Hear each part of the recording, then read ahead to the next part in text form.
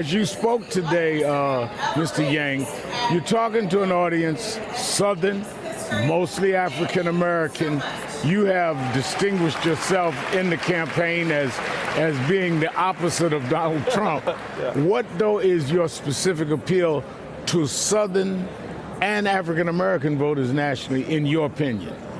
Well, the centerpiece of my campaign is a freedom dividend of $1,000 a month, which would be transformative for many people here in the South and would go a longer way in communities that have lower access to capital and to job opportunities, which unfortunately overlaps with many black communities, both here in South Carolina and around the country. And the freedom dividend is something that Martin Luther King was fighting for in 1967 and 1968.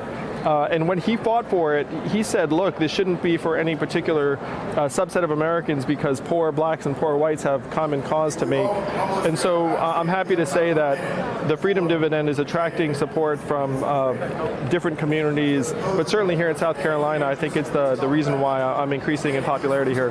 Now, you've said you would sign H.R. 40 if you was president, but you're saying this $1,000 is a way for an incentive to do what? What is the reasoning? Is it because of the historic disproportionate economic needs of people that have been impoverished? Or is it for, you hope to, in many ways, encourage them to do entrepreneurship? I mean, be specific of what you envision this $1,000 would do. Well, here in South Carolina, if you can imagine every adult receiving $1,000 a month, it would grow the consumer economy of this state by about 14%. It would create tens of thousands of jobs right here in the communities, because what would people spend the money on? They'd spend it on tutoring for their kids and car repairs they've been putting off and the occasional night out. And so each of those businesses ends up hiring more people right here in the local community, and that creates job growth. Job growth follows the money. It's basically for them to use it for their consumer items and other things, which would support business. Or, as you suggest, entrepreneurship, because how many Americans would take a shot at starting a business if they were getting $1,000 a month and they knew that they weren't going to, frankly, starve to death if the business didn't work out? So we'd see a massive catalyst for entrepreneurship and arts and creativity and caregiving and coaching and nurturing, like all the things that, frankly, people want to do intrinsically, but feel like they don't have the means to support. Where would this money come from? How would you get this? Where would you be able to give people $12,000 a year? From where? Well, in the federal? If you look up Amazon, our trillion-dollar tech company, is paying zero in taxes, while it's leading to the closing of 30% of American malls and Main Street stores.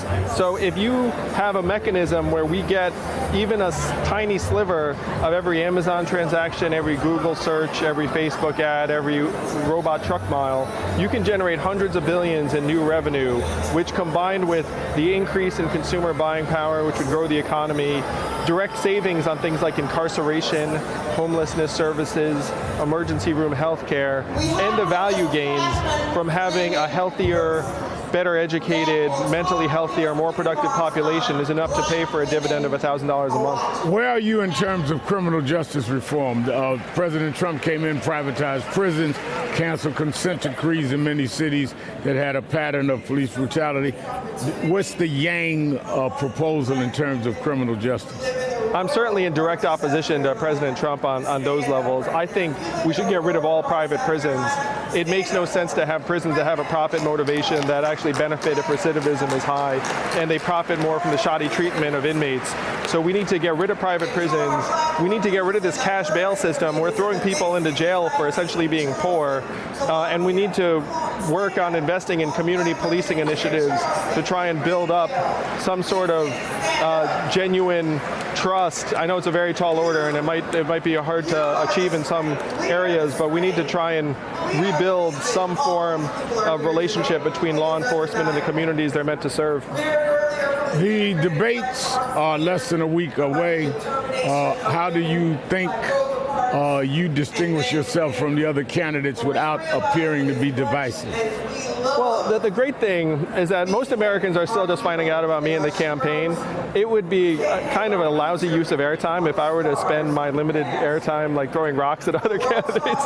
So I'm just going to be spending my time introducing myself, my ideas for a trickle-up economy from people and families and communities up. And I believe our popularity is going to grow and grow just on the basis of the strength of our vision for the country. So you're not going to throw mud at other candidates. You're going to really build up on your own recognition and the policies you represent. That's your debate plan. That's very much the plan. Most Americans are just tuning in, and most Americans are finding out about me. What do you think quickly about the president's ICE plan in terms of what he's doing, what he's announced? You know, I think it's terrible on so many levels, and it strikes me as more of like an inflammatory distraction than a real policy. If there are over 12 million undocumented immigrants in this country, it is impossible to even imagine what trying to deport over 12 million people would look like in practice. And so why are you even pretending that that's a possibility? It's to inflame your base. It's to distract from other things that are happening. So I would certainly reverse this set of policies that really does not solve any kind of problem. It's inhumane. It separates families in a way that's unconscionable in many instances. All right. Thank you, Andrew Yang. It's so great to see you again. Great to see you again. Hey there, I'm Chris Hayes from MSNBC. Thanks for watching MSNBC on YouTube. If you want to keep up to date with the videos we're putting out, you can click subscribe just below me or click over on this list to see lots of other great videos.